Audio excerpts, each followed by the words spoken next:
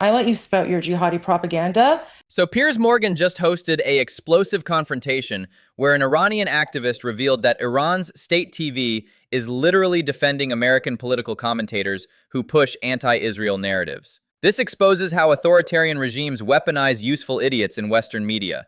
Let's break down this bombshell revelation. I mean, this whole Jews control the world trope is just becoming very old. Ay, ay, Um, ay. this is, please don't interrupt me, Cenk. I let you spout your jihadi propaganda.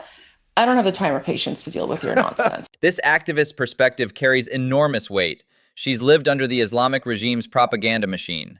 When someone who's experienced authoritarian media control firsthand recognizes the same patterns in American discourse, that's a red flag we can't ignore. Yeah, Piers, go I ahead. Go actually ahead. just sent you a clip of the Islamic regime, state TV, airing your interview from last time where they are defending Cenk and they're attacking me. I just sent that clip to your producers. So, you have to ask Ooh. yourself, when you have the Islamic regime defending the arguments of someone like Cenk, it makes you wonder, is Cenk working for the regime or is he being a useful idiot for them? Iranian state television is Khamenei's mouthpiece.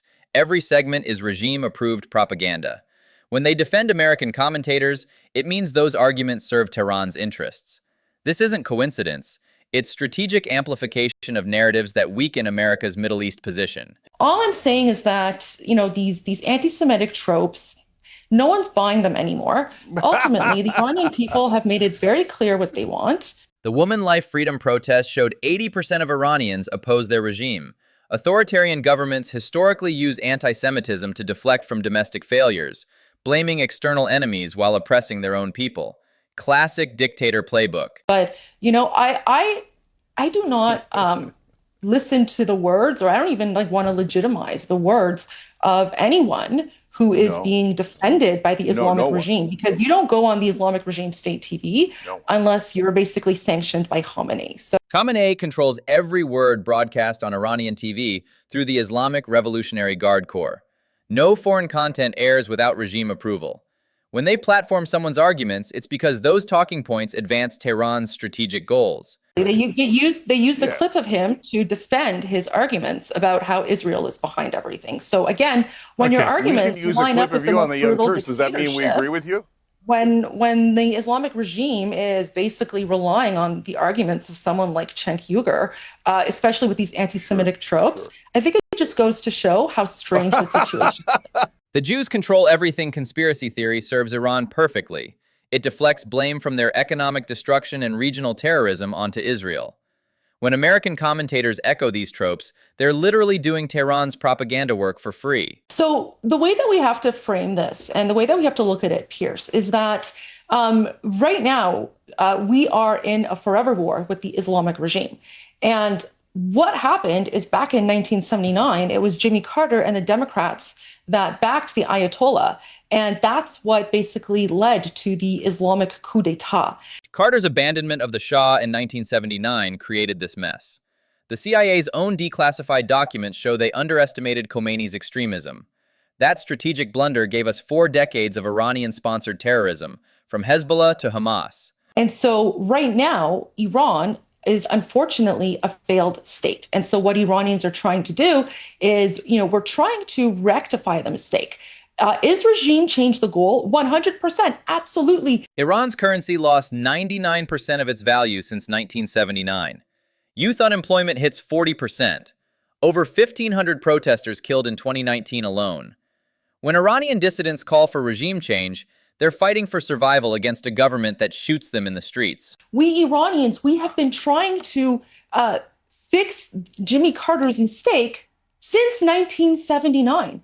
And this is the first time since the Islamic regime took over that we actually have a United States president who is standing with the Iranian people, recognizing full well that US and Iranian interests are aligned right now. Trump's maximum pressure campaign crippled Iran's economy and eliminated Soleimani, their top terrorist coordinator.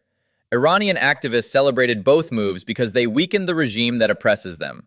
That's why they see Trump as an ally, not an enemy. Don't mean the Islamic regime that's occupying us. Because, as the general said, Prior to 1979, Iran and the United States were allies. Before 1979, Iran was America's regional ally with growing women's rights and modernization. The Islamic Republic represents a foreign ideology imposed by force. Many Iranians view their government as occupiers, not legitimate representatives. This is not a war, Piers. This is not a war. This is a rescue mission.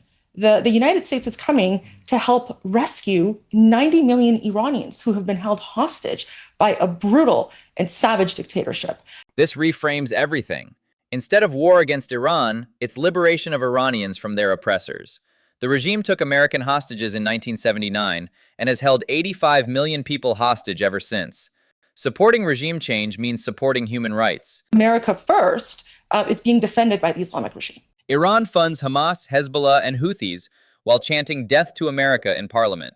When their state TV defends American commentators, those individuals should ask themselves why a regime that burns American flags loves their arguments. When the Islamic regime is basically relying on the arguments of someone like Cenk Uygur, especially with these anti-Semitic tropes, I think it just goes to show how strange the situation is. The Jews control everything conspiracy theory serves Iran perfectly. It deflects blame from their economic destruction and regional terrorism onto Israel. When American commentators echo these tropes, they're literally doing Tehran's propaganda work for free.